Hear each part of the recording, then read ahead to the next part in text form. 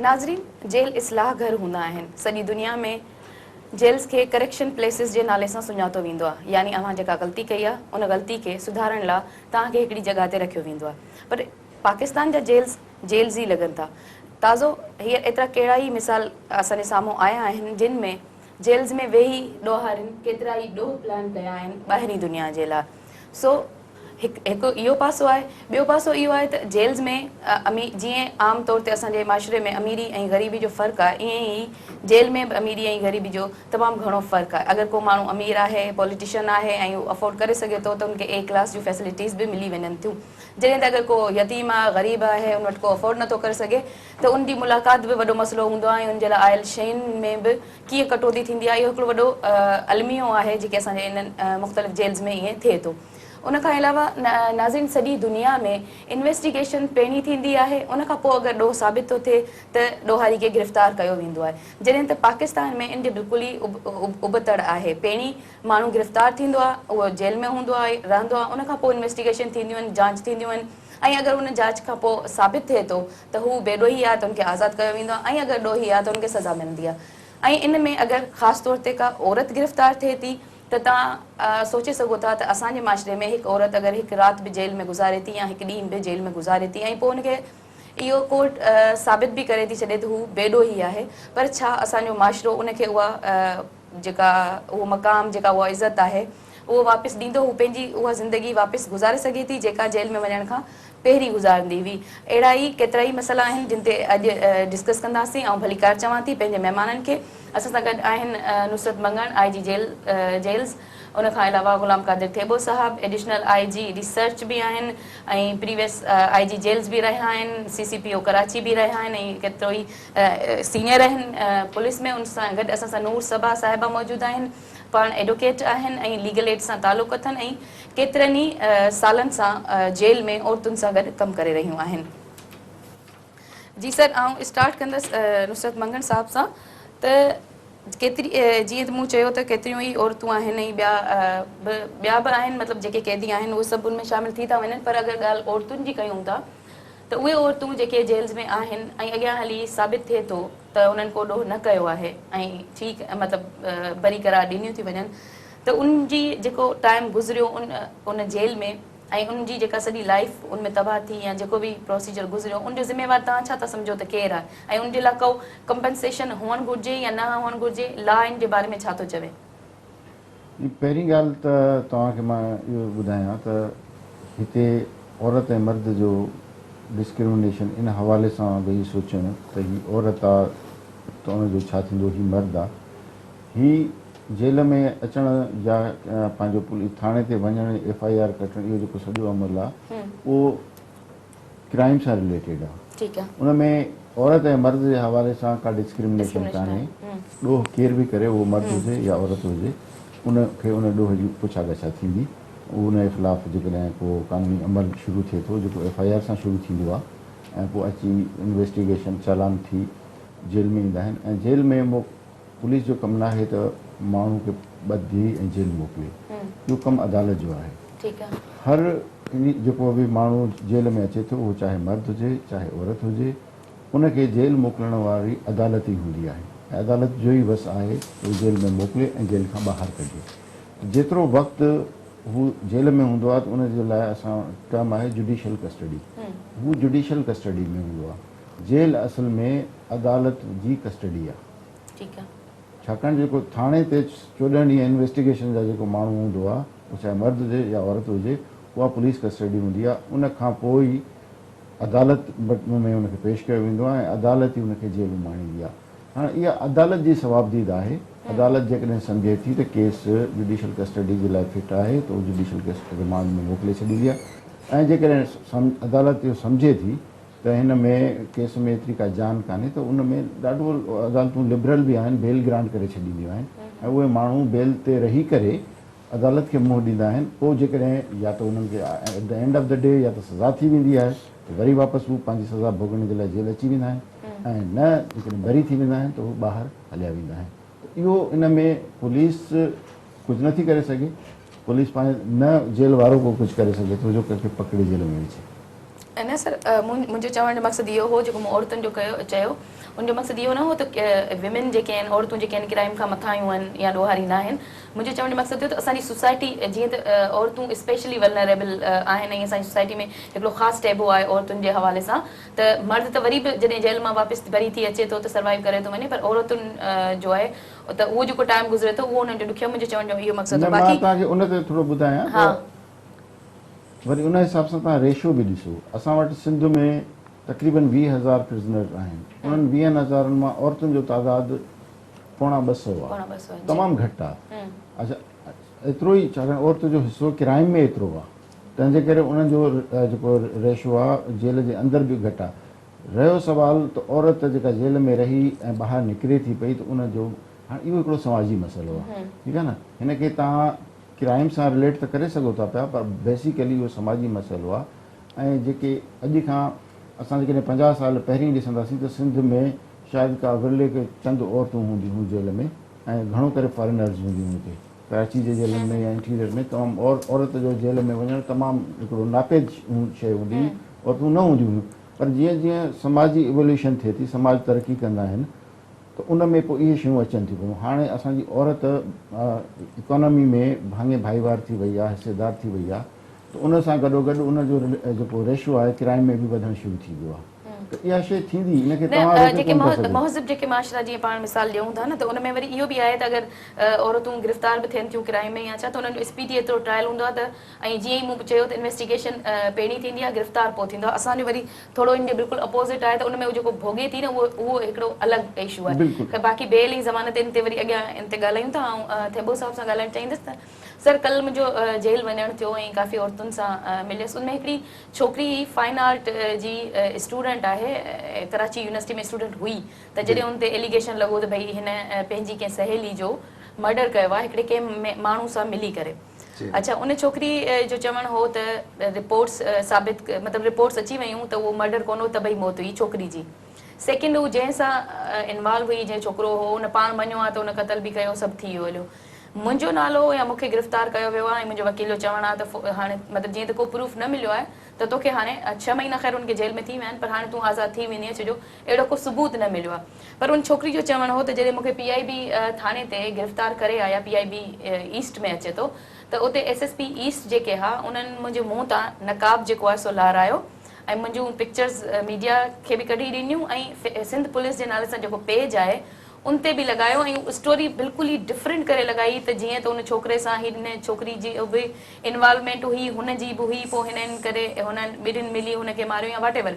अञा इहो त प्रूफ थियो ई कोन्हे त ॾोहारी आहे छोकिरी या न आहे। चवण जो मक़सदु इहो त अगरि छा इहो कंहिं कानून में आहे, या त भई अगरि का छोकिरी आहे अञा उन ते इल्ज़ाम आहे, अञा साबित बि न थियो आहे, अनमेरिड छोकिरी आहे, पढ़े पई, स्टूडेंट आहे, उनखां नकाब लाराए उन जूं तस्वीरूं फेसबुक जे पेज, सिंध पुलिस जे फेसबुक ते पेज ते बि रखी वञनि, ऐं मीडिया खे बि ॾिनियूं वञनि। ऐं अगरि हाणे हू छुटी बि वञे थी त उन सां हू कीअं लाइफ गुज़ारंदी, इन हवाले सां मूंखे पुछणो त छा इहो कानून आहे या इहो ख़ासि तौर ते सिर्फ़ु SSP ईस्ट सम्झो तीअं करणु घुरिजे? महिरबानी। पहिरीं त आऊं तव्हांखे ॿुधायां त इन सवाल जे जवाब खां पहिरीं त मुंहिंजे ख़्याल में असांखे डिस्क्रिमिनेशन न करणु घुरिजे क्राइम जे हवाले सां त औरत करे थी या मर्द करे थो, या जेको आहे उनखे छा सहूलियतूं ॾियणु घुरिजनि, या कंहिंखे ॻाल्हि इहा आहे त क्राइम चाहे उहो मर्द करे चाहे औरत करे, ऐं उहो कानून जी नज़र में बराबरि आहिनि, ऐं कानून जे हिसाब सां उन में का डिस्क्रिमिनेशन कोन्हे, उनजो उन हिसाब सां एक्शन थींदो। हाणे असांजे मुल्क में जेको आहे सो जीअं त मंगण साहब बि तव्हांखे ॿुधायो त जेके क्राइम जे हवाले सां औरत जो तमामु घटि रेशो आहे, ऐं पहिरीं त तमामु घटि हो, पर हाणे आहिस्ते आहिस्ते जीअं औरत ऐं मर्द में बराबरी जे हिसाब सां, या जेके सभई वॉक्स ऑफ लाइफ आहिनि उन में औरतूं बि हाणे कमु कनि थियूं, त after all we all are human being, त उन में क्राइम जे हवाले सां उनजी इन्वॉल्वमेंट थी सघे थी। ऐं पर उन जे बावजूद बि सिंध में जीअं तमामु घटि तइदाद आहे, ऐं उन जे करे जो औरत जो क्राइम जे हवाले सां जेको लिंक आहे उहो तमामु घटि आहे। उन जे बावजूद बि आऊं तव्हांखे ॿुधायां त इवन पुलिस जे हिसाब सां जेका तव्हां इन्वेस्टिगेशन जी ॻाल्हि कई, त त उन में बि जेको आहे सो जेको असांजो पुलिस रूल्स आहिनि उन में बि इन ॻाल्हि जो ख़ासि ख़्यालु रखियो वियो, हालांकि इहे तमामु पुराणो पुलिस रूल्स आहिनि, 6 सदी पुराणी जो कानून आहे, उन जे बावजूद बि उन ज़माने में उन्हनि हालतुनि खे ॾिसी ऐं इहो ज़रूरी सम्झियो वियो त का बि अगरि औरत उन ते कंहिं क्राइम में इन्वॉल्व थिए थी या उन में उनखे पहिरीं त उनखे अरेस्ट नाहे करिणो, उनखे अरेस्ट करिणो आहे एक्सट्रीम कंडीशन में, एक्सट्रीम कंडीशन में अरेस्ट करिणो आहे, अरेस्ट करे ऐं विदिन 24 आवर्स त असांखे माना हुनखे हिकु राति खां वधीक उते लॉकअप में नाहे रखिणो, ऐं अगरि हिकु राति बि रखिणो आहे त उन में बि SHO बि उते रहंदो जेको, ऐं अगरि SHO न आहे त कम अज़ कम उते जो जेको ASI हूंदो वग़ैरह उहो ॿाहिरि उते हुनजी ड्यूटी ॾींदो ऐं हुनजी पंहिंजी सुपरविजन हूंदी, त बिकॉज़ के औरत जो हिकिड़ो सेंसिटिव मैटर आहे ऐं उन आफ्टर वुमेन प्रोटेक्शन एक्ट हाणे त हिकु राति बि पुलिस खे नथो रखे, पहिरीं जी ॻाल्हि हा, त उहो रखिणो न आहे तव्हां, ऐं माना इहो तव्हां सोचो त उन ज़माने में बि औरत जे लाइ स्पेशल हिकिड़े क़िस्म जी सहूलियत मुहैया कई वई त औरत खे कंहिं सूरत में तमामु एक्सट्रीम कंडीशन में हिकु राति खां वधीक न रखिणो, ऐं उहो हाणे हिकु राति बि नथो रखी सघे। प्लस हाणे त वरी असांजा वुमन जेल आहिनि, त वुमन थाणा आहिनि, त औरत उहे बि औरत उहा बि हिकु राति हाणे औरत उहो औरतुनि जे थाणे में रहंदी, आम थाणे में न रहंदी, जिते कराची में त आहिनि एतिरियूं औरतूं जी तइदाद बि तमामु घटि आहे। त मुंहिंजो मक़सदु चवण जो इहो आहे त औरत जे हवाले सां शुरू खां वठी कानून में बि काफ़ी इन ॻाल्हि खे, ऐं इन करे तव्हां ॾिसो त इन हवाले सां पुलिस जूं हूअं ॾिसो क्रिमिनल जस्टिस सिस्टम जे बारे में जेके शिकायतूं आहिनि या प्रॉब्लम्स आहिनि उहे सभिनी जे लाइ आहिनि, मर्दनि जे लाइ बि आहिनि, औरतुनि जे लाइ बि आहिनि, पर को औरतुनि जे लाइ को उहे सभु साॻिया प्रॉब्लम मर्द लाइ आहिनि, औरत लाइ घटि आहिनि। तव्हां ॾिसो त एतिरो मीडिया में तव्हां ॾिसो या अदरवाइज़ ॾिसो, हाणे तव्हांजे सवाल जो जेको जवाबु ब्रेक जो ब्रेक खां पोइ इन हितां ई कंटिन्यू कंदासीं। नाज़रीन वेठूं था हिकिड़ो नंढो ब्रेक।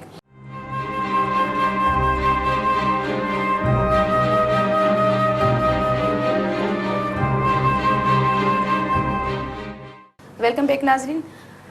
सर पाण डिस्कस पे कयो त मुंहिंजो सुवाल हो त फेसबुक ते उन्हनि रखियो ऐं मीडिया खे ॾिनो नक़ाब लाइ तस्वीर, इन जे हवाले सां इहो कानून आहे या SSP साहब जी पंहिंजी एफिशिएंसी हुई?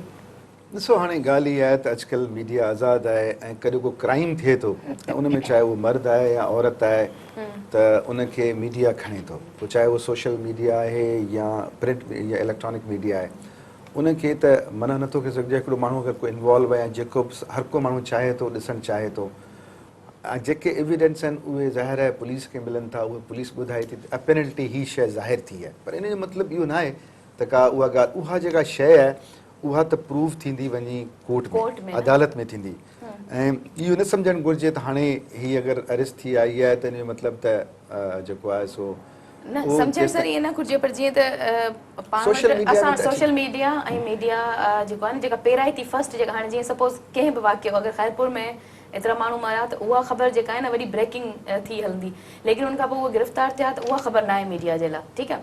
त ईअं ई अगरि का कंहिं औरत खे आणे ऐं PIB थाणे में विहारे या SSP उनजी पंहिंजी फेसबुक ते बि रखनि था, उन ते बि रखनि था, चवनि था ही गिरफ़्तार थी आहे ऐं सभु आहे, त इन खां पोइ बाद में कोर्ट छा फ़ैसिलो कंदी, साल में, 1.5 में, 6 महीननि में, उन सां को फ़र्क़ु नथो पए। फ़र्क़ु इहो थो पए त ऐं जॾहिं असीं ॻाल्हि था कयूं त पुलिस बि असांजो ई हिसो आहे, रिफॉर्म्स पुलिस में ऐं हर शइ में अचणु घुरिजनि। अगरि क्राइम आहे नो डाउट, लेकिन मतिलबु असांखे पंहिंजी सोसाइटी खे ॾिसंदे ऐं औरतुनि खे जीअं असीं चऊं था त उन्हनि जो रेशो बि इंतिहाई घटि आहे क्राइम में, त पोइ त स्पेशल उन्हनि खे रिलैक्सेशन हुअणु घुरिजे न इहा वारी, त एटलीस्ट अगरि इवन असां मीडिया जे लाइ बि कोड ऑफ कंडक्ट आहे, त अगरि औरतुनि खे कंहिंखे ॾेखारनि था त उहे बि उन्हनि जा चेहरा ब्लर करे छॾनि, त जीअं अॻियां हली उन्हनि जी लाइफ में कुझु छो जो इस्लाह घर या इहे सभु शयूं जेके असीं चऊं था त कंहिंखे गिरफ़्तार कयूं था इस्लाह लाइ, उन्हनि खे बहितर करण लाइ, त इहे शयूं उन लिहाज़ खां तव्हां खां पुछनि न, उन लिहाज़ सां मुंहिंजे ख़्याल में इहो ग़लति आहे ऐं SSP खे ईअं न करणु घुरिजे आहे। अहिड़े क़िस्म जी ॻाल्हि कोन्हे. असांखे ज़रूरत न आहे त असां जेको आहे हुनखे पाण प्रोजेक्ट कयूं या फेसबुक ते अगरि हुन लॻायो या मीडिया खे ॾिनूं त उहो हुनखे ज़रूरत कोन्हे, न लॻाइणु घुरिजे. लॻाइणु घुरिजे. जी बिल्कुलु. मुंहिंजो बि इहो ई चवण जो मक़सदु इहो कानून कोन हो, इहो हुनजो पंहिंजो रवैयो ऐं पुलिस जा जेके रवैया आहिनि टुवर्ड्स विमेन उन्हनि खे चेंज थियण जी ज़रूरत आहे. बिल्कुलु उन्हनि खे चेंज थियण जी ज़रूरत आहे. जी नूर सबा साहिबा, आप हमारे साथ हैं. आप 10 साल से लीगल एड के साथ भी हैं और जो औरतों की जेल्स हैं उसमें काम भी कर रही हैं. मेरी जो बातचीत हुई मुझे लगा कि बहुत सारे इश्यूज़ हैं. उसमें से उन इश्यूज़ में से एक इशू उनकी ज़मानत सिक्योरिटी डिपॉजिट का भी होता है. अगर वो साबित भी हो जाता है कि उनकी ज़मानत हो रही है या हो जानी चाहिए, तो सिर्फ इस वजह से कि वो पैसे नहीं होते तो बहुत सारी औरतें नहीं जा सकती हैं. तो इसमें मैं पूछना चाहूँगी उस हवाले से लीगल एड क्या करता है, और प्लस अगर कोई पैसे पहले गवर्नमेंट देती थी या उसका अमाउंट कितना था और वो अगर है या नहीं है या अब क्यों बंद है, इस हवाले से आप हमें कुछ बताएं. देखिए, मैं लीगल एड में काम करती हूँ 2004 अगस्त से, और इसका जो अमल में आया था वो जुलाई 2004 में committee for welfare women prisoners बनी थी. ये पहले हम लोग सिर्फ और इसके जो चेयरमैन हैं वो जस्टिस नासिर सुमजाई साहब हैं, जो इसको रहनुमाई में काम करते हैं हम लोग. अब ये हम पहले वीमेन और बच्चों के लिए काम कर रहे थे. 2010 में वीमेन की फंडिंग से ये हमारा ये कमेटी बनी थी, अमल में आई थी. अब 2010 में जब हमारे जो ऑफिसेज हैं ये लाड़काना में हैं और सक्खर में हैं, हैदराबाद में हैं और नवाब शाह में हैं, ये जब अमल में आए तो फिर हमने 2010 में इसका नाम चेंज कर दिया, फिर वेलफेयर ऑफ प्रिजनर्स कर दिया, क्योंकि इस ऑल ओवर सब प्रिजनर्स के लिए है. अब यहाँ पहले हम लोग हमें जो वीमेन फंडिंग होती थी उसकी गवर्नमेंट की श्योरिटी के बद में, तो हम लोग फिर श्योरिटी रखवाते थे. वो 1 लाख की भी होती थी, 50,000 की भी होती थी, जो भी होती थी वो वहाँ से गवर्नमेंट फंडिंग करती थी और हम लोग जो है रखवाते थे उनकी श्योरिटी. काम भी करते थे, फ्री लीगल एड प्रोवाइड करते हैं हम उनको, हम उनसे कुछ नहीं लेते हैं. ठीक है. अब वो ये है कि कुछ अरसे से गवर्नमेंट की फंडिंग श्योरिटी की मद में ख़त्म हो गई है, तो हम लोग नहीं रखवाते हैं. अब हम सिर्फ श्योरिटी जमानत तो हम करवा देते हैं, लेकिन वो बेचारी जो पहले ही उनके पास कुछ पैसे नहीं होते हैं, अब ज़ाहिर उनके घर वाले भी गरीब ही होते हैं, तो वो दे ही नहीं सकते हैं, तो वो इसलिए जेल में हैं. बहुत सारी लड़कियां इसी तरह जेल में बैठी हैं. उसकी वजह क्या है? वो गवर्नमेंट ने फंडिंग वो क्यों रोक दी है श्योरिटी की जो दी जाती थी? श्योरिटी की फंड ये मुझे नहीं मालूम है इसका कि क्यों रोक दिया. अच्छा. और वो गवर्नमेंट के किस डिपार्टमेंट से आती थी, ये पता है आपको? नहीं. आगे खबर आहे ना हवाले सां? सिंध गवर्नमेंट हिकिड़ो फंड हुयो, मुंहिंजे ख़्याल आहे जेको जेसिताईं मूंखे ख़बर आहे, हुन में नासिर असलम ज़ाहिद साहिब जी न लीगल एड ऑर्गेनाइज़ेशन जेका एल ए हुआ उनखे उहो फंडिंग कंदा हुआ. मुंहिंजे ख़्याल आहे लास्ट ईयर बि थी आहे, हिन साल न थी आहे. उनजो आई डोंट नो छा रीज़न छा है. अच्छा, लेकिन जैसा कि एक एनजीओ होती है, उनको डोनर्स होते हैं, फंड मिलते हैं, तो क्या लीगल एड ने ऐसा कोई फंड नहीं रखा या कोई ऐसा प्रपोजल नहीं दिया जिसमें औरतों के सिक्योरिटी के लिए डिपॉजिट रखा जाए उस फंड में से? देखिए, ये हमारी पहले तो ये एनजीओ नहीं है, कमेटी है. ठीक है. फिर दूसरा ये कि फंडिंग जो है हमारी गवर्नमेंट करती थी, तो अब ये मुझे नहीं पता कि सिंध गवर्नमेंट ने क्यों बंद की है, लेकिन ये कि अभी हमें 2-3 साल से नहीं मिल रही है और अब इसलिए हम लोग नहीं कर रहे हैं. हाँ, मैडम फरत हैं जो वो उनकी हैं, डॉक्टर फरत हैं जो नासिर असलम साहब की वाइफ हैं. वो अपने तौर पर जैसे किसी से करके जो भी होता है, जो बिल्कुल बहुत नहीं कर सकते हैं, उनकी श्योरिटी रखवाती हैं और उनके लिए हम लोग श्योरिटी रख देते हैं. लेकिन ऐसा है कि किसी की 2 लाख है, क्योंकि ज़्यादातर जजेस अब 5 लाख श्योरिटी रख रहे हैं, जो 4 लाख रख रहे हैं, 3 लाख रख रहे हैं, तो इसी तरह हम लोग नहीं रख सकते हैं इस तरह. लेकिन छोटा अमाउंट रख देते हैं. इतनी ज़्यादा श्योरिटी मर्डर केस में होती है. अच्छा. और इससे जो कम भी होती है. जो डकैती के केस हैं, जो चोरी के केस, उसमें 30,000 भी होती है, 50,000 भी होती है. तो उसमें अगर कोई हमसे कहता है कि भी आप हमारी श्योरिटी रखवा दें, तो हम फिर मैडम फरज से कहते हैं, वो फिर इसका इंतज़ाम कर देती हैं. अच्छा सर, जस्टिस ऐं लॉ डिपार्टमेंट हिकिड़ी रिपोर्ट ठाही हुई जेल्स रिफॉर्म जे हवाले सां, ऐं उन्हनि उनमें कुझु रिकमेंडेशन्स ॾिनियूं हुयूं जेके क़ैदी आहिनि उन्हनि जे लाइ, जंहिंमें उन्हनि चयो त रूल 553 जेको आहे उन में चेंज आणण जी ज़रूरत आहे, ऐं जेके क़ैदी आहिनि उन्हनि खे हफ़्ते में जेको आहे सो पंहिंजे घर वारनि खे 2 दफ़ा लेटर लिखण जी, ख़त लिखण जी इजाज़त हुजे, या शाम जे टाइम ते ऐं सुबुह जे टाइम ते कलाक विदाउट हथकड़ी अगरि इलाही को अहिड़ो बिल्कुलु सफ़ा ॾोहारी अहिड़ो न आहे ख़तरनाक त उनखे वॉक जी इजाज़त हुजे सुबुह शाम ऐं प्लस उन्हनि खे ख़त लिखण जी हफ़्ते में 2 जी इजाज़त हुजे। पहिरीं हूअं मुंहिंजो ख़्यालु आहे इहो आहे जेको उन्हनि ॿुधायो त महीने 2 महीने उहो ख़त लिखी सघनि था, लेकिन जेलर जी मर्ज़ी सां हूंदो ऐं जेको उन में लिखियलु हो त ऐं उहो जेलर पढ़ंदो पहिरीं त उन लेटर में छा आहे त इहो प्राइवेसी जे बि अगेंस्ट आहे ऐं हुन जेके कैदी आहिनि उन हवाले सां त छा इहे जेके रिफॉर्म्स हिन जेल रिफॉर्म्स जे लाइ जेका सजेशन्स आई रिकमेंडेशन्स आई हुयूं उन्हनि ते अमल छो न थियो आहे या थियण वारो आहे या प्रोसेस में आहे? पहिरीं ॻाल्हि तव्हांखे ॿुधायां त ख़त लिखण ते का बि पाबंदी कान्हे। 2 ख़त हाणे बि लिखी सघजनि था, उहो कानून आहे ऐं उन ते अमल बि थिए पियो। ऐं उन खां अलावा हाणे त शयूं अञा कुझु एडवांस थियूं आहिनि त असां इन आदतुनि खां जेके परे जा कैदी आहिनि जीअं फॉरेनर्स आहिनि त उन्हनि जी असां ईमेल बि कराए छॾींदा आहियूं, छाकाणि त ख़त एतिरो हो कोन आहे, असां ईमेल बि कराए छॾींदा आहियूं ऐं उहा ईमेल थ्रू ऑफिस जे वेंदियूं आहिनि। हाणे उहो जो जेल हिकिड़ो सिक्योर इदारो हूंदो आहे उन में जेका बि करस्पॉन्डेंस थींदी अंदरि ईंदी या ॿाहिरि वेंदी जेका बि कम्युनिकेशन उहा ज़ाहिरा सॼी दुनिया में आहे सेंसर्ड हूंदी, उहा ॾिठी ऐं पढ़ी वेंदी। ठीकु आहे न, उन ते को हो कोन्हे, यूनिवर्सल आहे। बाक़ी जेसिताईं तव्हां चओ त उन्हनि खे वॉक करण जी इजाज़त उहा बिल्कुलु आहे ऐं उन ते अमल थिए पियो। अच्छा, हा, उन में को बि इन कानून ते प्रॉपर इम्प्लीमेंटेशन सर, लेकिन उहो ई जेको त हुननि खे वॉक करण जी इजाज़त हुजे सुबुह शाम कलाक जिनखे सज़ा मिली वई आहे अगरि सपोज़ त ख़बर आहे हिननि खे हिते रहणो आहे बिल्कुलु जेके सज़ा याफ़्ता आहिनि। इवन तव्हां जेका ॻाल्हि कयो आहे न इहो हथकड़ी वारो जेको रूल आहे उहो सिर्फ़ु उन्हनि जे लाइ जेके डेथ सेल में हूंदा आहिनि। ख़तरनाक कैदी आहिनि या ख़तरनाक जी ॻाल्हि न आहे, ख़तरनाक जेके डेथ सेल में हा अच्छा फांसी जा जेके मुंतज़र कैदी हूंदा आहिनि हथकड़ी उन्हनि खे हणी हथकड़ी हणी वॉक कराइबो आहे कानून मुताबिक़। बाक़ी ॿियनि खे हथकड़ी हणण जी का ऐं उन्हनि खे इहा इजाज़त आहे त उहे सुबुह शाम वॉक करे सघनि था कलाक? हा कंदा आहिनि। हा बिल्कुलु कंदा। मुंहिंजे ख़्याल में औरतुनि जी जेल में त कोई शायदि ई मां ॾिठो आहे जेको हथकड़ी वारो औरत में उन्हनि में कंहिंखे बि हथकड़ी न हुई हा उन्हनि में हथकड़ी न हुई। सर, प्रोसिक्यूशन जेको आहे उहो पुलिस महकमे जे अंदरि मतिलबु अंडर अचे थो कमु करे थो या प्रोसिक्यूशन अलॻि आहे? छो जो समटाइम्स हू चवंदा आहिनि अलॻि आहे, कॾहिं चवंदा आहिनि गॾु आहे। अगरि जे गॾु आहे त उनजी इन्वेस्टिगेशन केतिरी सही हूंदी, आई मीन केतिरी न्यूट्रल हूंदी, हिकिड़ो इहो सुवालु आहे। सेकेंड इहो आहे त मतिलबु पुलिस डिपार्टमेंट डिटेक्टिव जीअं हूंदो आहे न हिकिड़ो पुलिस वारो, उहो थिया आहिनि या इन मरहले में आहिनि या केसि ताईं थींदा त उहो पाण अंदाज़ो लॻाए सघनि ऐं सिर्फ़ु इन शयुनि ते न हलनि जीअं ईअं थींदो आहे त हुन हीअं चयो हुन हीअं चयो ऐं इन खां पोइ माण्हू ईंदा आहिनि? जी, जेको पहिरियों तव्हांजो सुवालु आहे, असल में प्रोसिक्यूशन डिपार्टमेंट पहिरीं पुलिस सां गॾु हो, पुलिस जे अंडर हो, पर हाणे इहा ॻाल्हि कोन्हे। ऐं जेको असांजो क्रिमिनल जस्टिस सिस्टम आहे पूरो उन जा 4 इहे कंपोनेंट आहिनि। उन में पहिरें नंबर ते पुलिस आहे जेका अलॻि आहे, उन खां पोइ वरी प्रोसिक्यूशन आहे ऐं प्रोसिक्यूशन जेका लॉ डिपार्टमेंट जे अंडर हूंदी आहे ऐं उनजो जेको PG उनखे चवंदा प्रोसिक्यूटर जनरल हूंदो आहे। उन खां पोइ वरी जेको आहे सो जज हूंदो आहे या जुडिशरी आहे ऐं उन खां पोइ वरी प्रिज़न आहे या जंहिंजो हेड IG हूंदो आहे।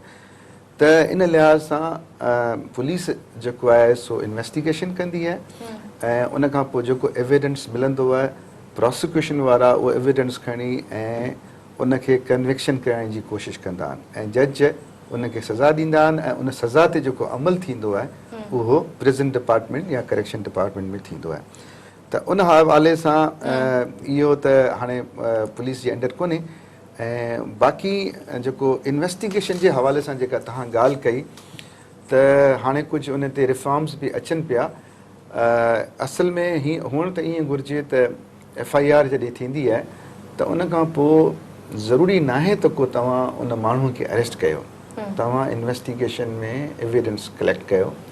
अगरि तव्हांखे सफिशेंट एविडेंस मिले थो त पोइ ऐं उन माण्हूअ जे ज़रूरत आहे अरेस्ट करण जी त उहो अरेस्ट करे ऐं जेको एविडेंस आहे उहो वरी तव्हां प्रोसिक्यूशन खे ॾींदो, प्रोसिक्यूशन वारा उनखे अदालत में प्रोसिक्यूट कराइनि। न ईअं ई थिए थो, ईअं ई थिए थो जनरली।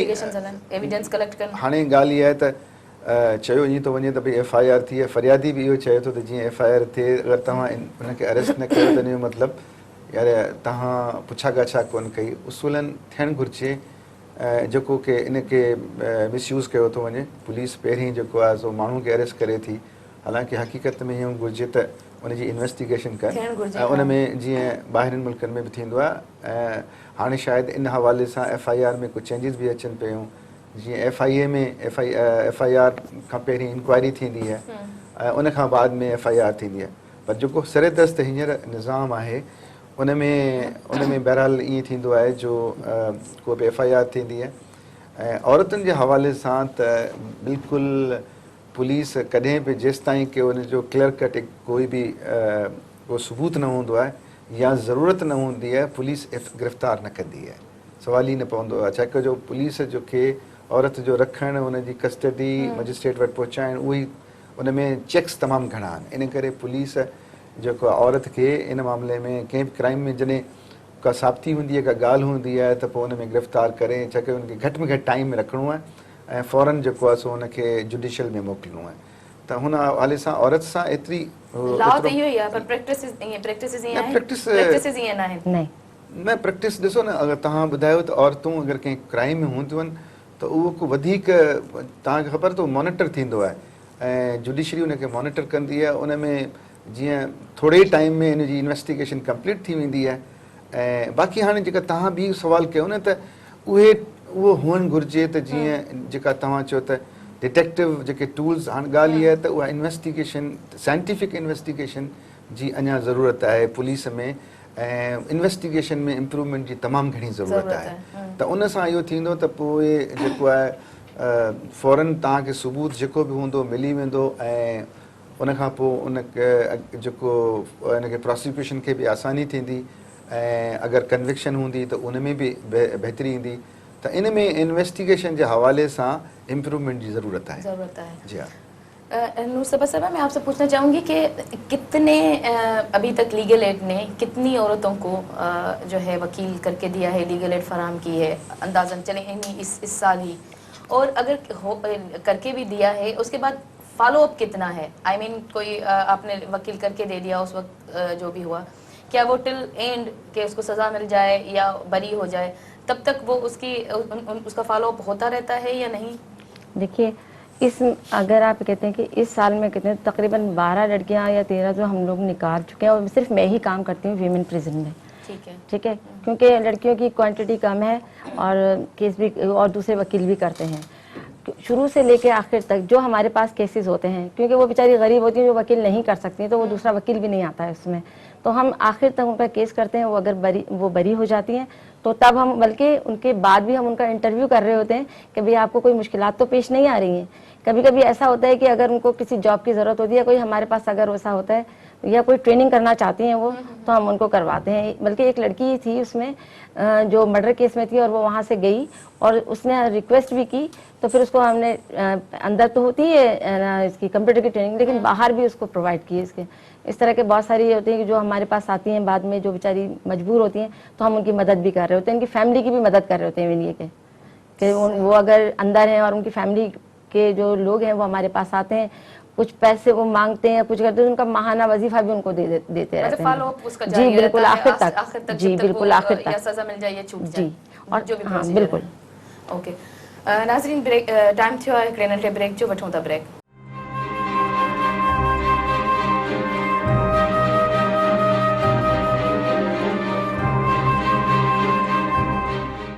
वेलकम बैक नाज़रीन।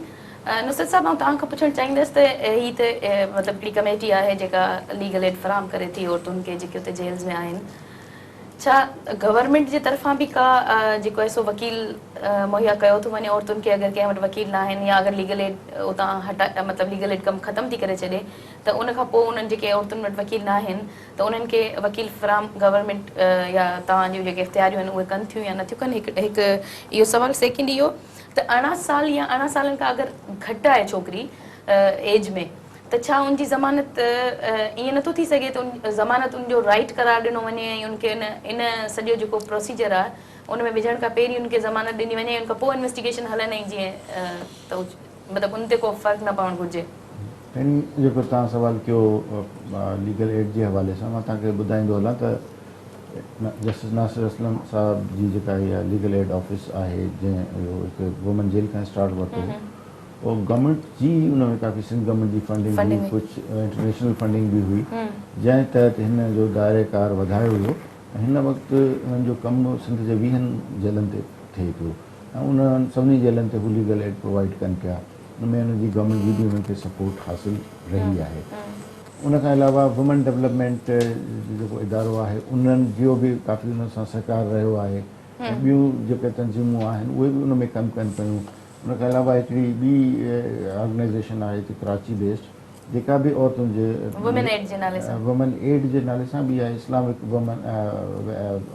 Women lawyers forum something like that, उहा बि हिते करे पई कराची में कमु। त इदारा त काफ़ी आहिनि मोस्टली पर ये कराची में ही है न, उहो उन्हनि जो पंहिंजे इंटीरियर में बि कनि पिया ऐं कराची में, हैदराबाद में, लाड़काने में बि औरतुनि जे लाइ त कमु थिए पियो। तो उन में लीगल एड जो को एॾो प्रॉब्लम कोन्हे त पोइ वकील न हुजे कंहिं औरत वटि, अहिड़ो को प्रॉब्लम किथे बि कोन्हे, वकील सभिनी वटि आहिनि। ऐं नासिर साहब वारनि जेका ऑर्गेनाइज़ेशन आहे उहा ॾाढी प्रोएक्टिव आहे ऐं हर केस खे फॉलोअप कनि था ऐं प्रॉपर तरीक़े सां अंजाम ते गुज़राइनि पिया। उन मतिलबु लीगल एड जे हवाले सां कोई इशू कोन्हे। बाक़ी जेको तव्हांजो ॿियो सुवाल हुयो त 18 साल 18 साल खां घटि घटि अगर छोकिरी हाणे ॾिसो जेको बि छोकिरो या छोकिरी जेको 18 सालनि खां नंढो आहे त उहो जुवेनाइल सॾिबो।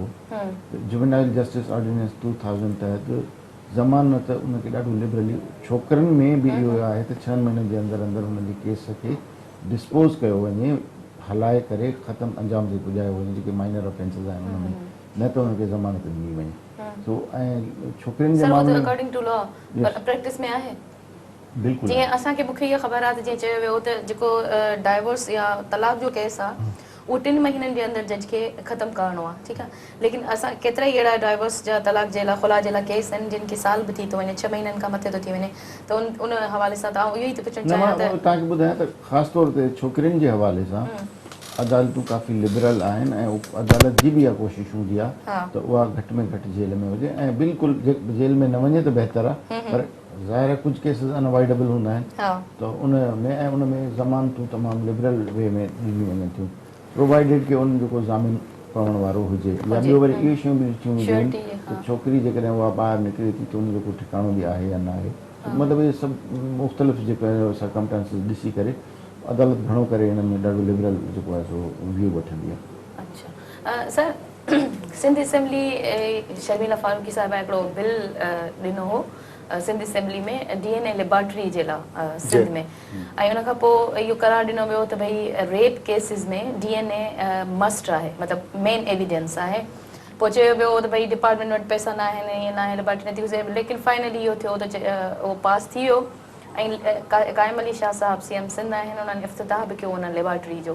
मूंखे पुछणो इहो आहे त उहा जेका लेबॉर्ट्री आहे उहा केतिरी फंक्शनल आहे, छा उनमें केसिस वञनि था नथा वञनि, केतिरी आहे, ऐं ॿी ॻाल्हि इहा त उहा सिर्फ़ु DNA लाइ आहे या फ्रांसिक लाइ बि आहे। सपोज़ अगरि को अहिड़ो केस आहे जीअं चवंदा आहिनि त भई मतिलबु हियरिंग जे लाइ या इन ॿिया जेके बि टूल्स आहिनि जेके उनमें फ्रांसिक में रिपोर्ट्स में अचनि था, उहे न, DNA त सिंपल हिकिड़ो ब्लड टेस्ट आहे उहो वठो ऐं उन जे लाइ आहे। त इन हवाले सां तव्हां खां थोरो पुछणु चाहींदमि। हिते न सिंध पुलिस में हींअर हिकिड़ी लेबॉर्ट्री आहे, फॉरेंसिक लेबॉर्ट्री बि आहे, फॉरेंसिक डिवीज़न आहे, उहा त पंहिंजी तरफ़ां कमु करे पई जेके बि अहिड़ा एविडेंस आहिनि उन हवाले सां, पर जेसि ताईं DNA लेबॉर्ट्री जो ताल्लुक़ु आहे त उहो सिंध पुलिस वटि त का बि कोन्हे अञा ताईं।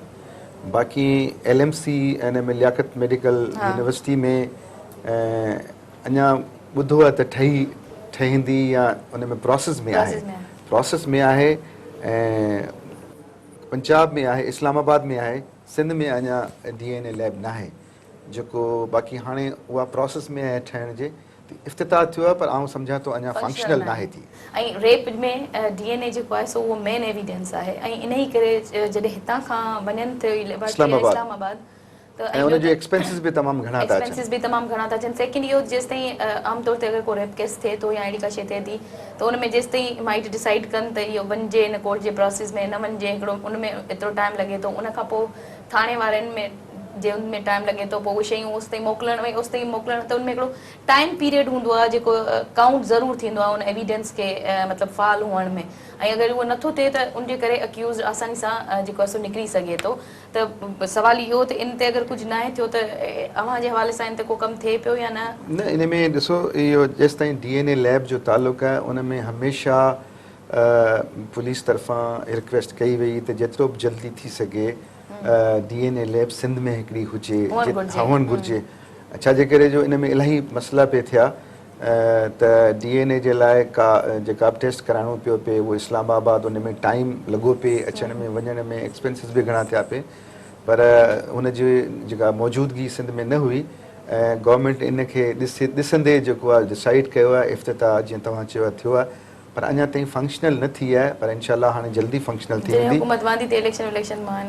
जल्दी फंक्शनल थियणु घुरिजे। छाजे करे जो इन जी तमामु घणी ज़रूरत आहे ऐं अगरि DNA लैब हूंदी त उन सां जस्टिस ॾियण में वधीक आसानी थींदी, जल्दी थींदी, स्पीडी थींदी ऐं जल्दी थियणु घुरिजे।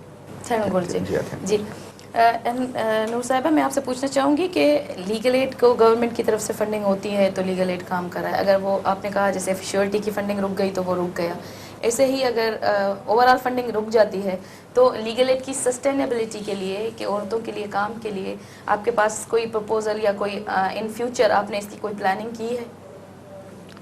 ये प्लानिंग तो मुझे नहीं मालूम, ये तो जस्टिस साहब के को मालूम होगी, क्योंकि हम तो इसकी जरूरत तो हमेशा रहेगी। बिल्कुल ज़रूरत रहेगी। हाँ। देखिए, इसके अलावा भी जस्टिस साहब ने बहुत सारे काम शुरू किए हुए, कॉल सेंटर बनाया है एक 2014 में, इसमें कि हर कोई कॉल कर सकता है, 24 घंटे उसमें कॉल हो सकती है और उसमें कानूनी मुशावरत होती है। कोई अगर कोई कानूनी बात पूछते हैं किसी भी वक्त वो उनको प्रोवाइड की जाती है, क्योंकि हमारे वकील वहाँ बैठे होते हैं 24 घंटे, उनको दी जाती है लीगल मुशावरत।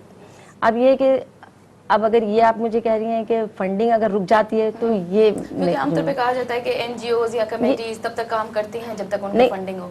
देखिए, बात ये है कि बीच में हम लोग काम कर रहे थे तो हम ये शायद आपको याद भी होगा कि वकीलों ने शोर मचाया था कि ये सारे जो लोग ये नासिर साहब वाले फ्री में काम कर रहे हैं और हमारा जो पैसे वाले केसेस हैं तो ये लोग ले लेते हैं और ये फ्री में काम करते हैं। तो पहले हमारे जो ऑफिस थे सारे जेलों के अंदर थे, हम जेल में काम कर रहे थे, तो जेल में हमारे ऑफिस बने हुए थे जो ओवरऑल सिंध में।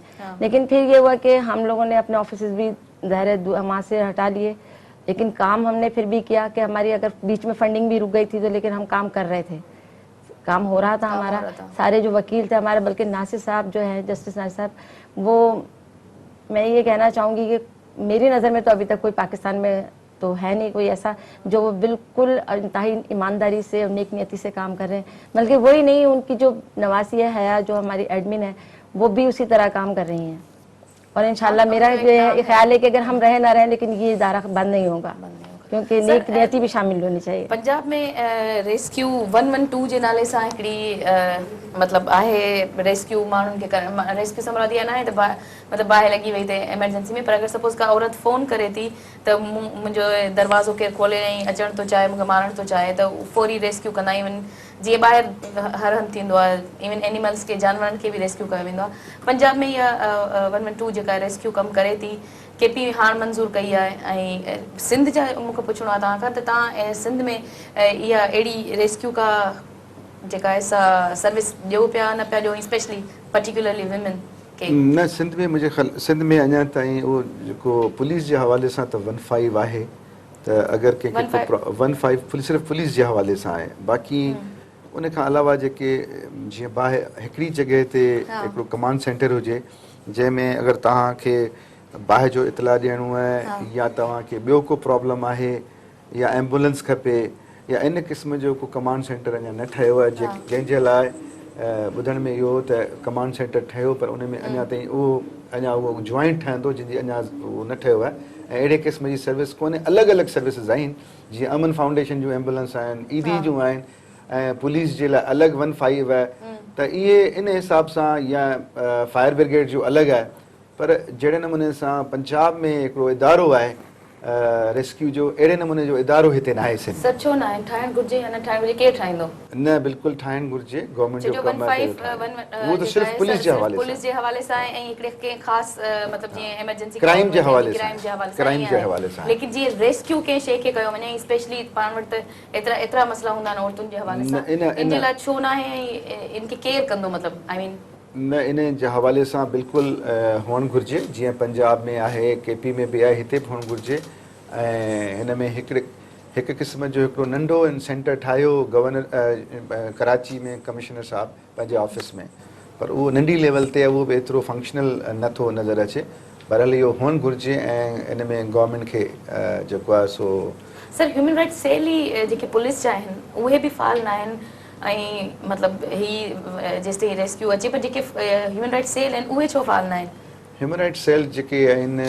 जीअं डिस्ट्रिक्ट्स में या उहे त आहिनि डिस्ट्रिक्ट में या DIG ऑफिस में जेको आहे हिकिड़ा फैसिलिटेशन सेंटर बि ठाहिणा हुआ ऐं ह्यूमन राइट्स सेल्स बि ठाहिणा हुआ ऐं त उन हिसाब सां प्लैनिंग हुई त जेको आहे सो कराची में इहे हर हिकु ज़िले में ठाहिया वञनि लेकिन उहे मतिलबु उहे फंक्शनल न आहिनि हा ऐं कमु नथा कनि उहे अञा न उन्हनि वटि हेल्पलाइन आहे ऐं हेल्पलाइन न आहे बाक़ी हा। उहे आहिनि त सही पर उनजी जीअं फंक्शनल सही प्रॉपरली हुअणु घुरिजे उन हिसाब सां अञा ताईं उहे फाल न थी सघिया आहिनि मैं तव्हां सभिनी जे शुक्रगुज़ार आहियां तव्हां आया ऐं असांखे टाइम ॾिनो नाज़रीन जेल्स खे अगरि इस्लाह घर में तब्दील करिणो आहे अगरि करेक्शन प्लेसिस बनाइणियूं आहिनि त असां सभिनि खे पंहिंजो किरदारु अदा करिणो पवंदो ऐं जेल रिफॉर्म्स जे लाइ कोशिशूं करणियूं पवंदियूं मीडिया खे पंहिंजो रोल अदा करिणो पवंदो ऐं जेके बि इनमें स्टेक होल्डर्स आहिनि उन्हनि सभिनि खे जेको आहे सो इनमें गॾिजी कमु करिणो पवंदो जीअं हिकु जेल्स जेके आहिनि उनमें अगरि को माण्हू वञे थो त उहो जॾहिं ॿाहिरि निकिरे त उहो हिकिड़ो सुठो इंसानु पैदा थी निकिरे ऐं स्पेशली औरतूं ऐं पुलिस जेका आहे उन्हनि खे टुवर्ड्स विमेन जेको रवैयो आहे उहो चेंज करिणो पवंदो ऐं इहो असां सभु इन ई सोसाइटी ऐं माशरे जा हिसो आहियूं ऐं असां सभिनि खे गॾिजी इन जे लाइ कोशिशि करणी पवंदी ईंदड़ प्रोग्राम ताईं इजाज़त ॾींदा अल्लाह हाफ़िज़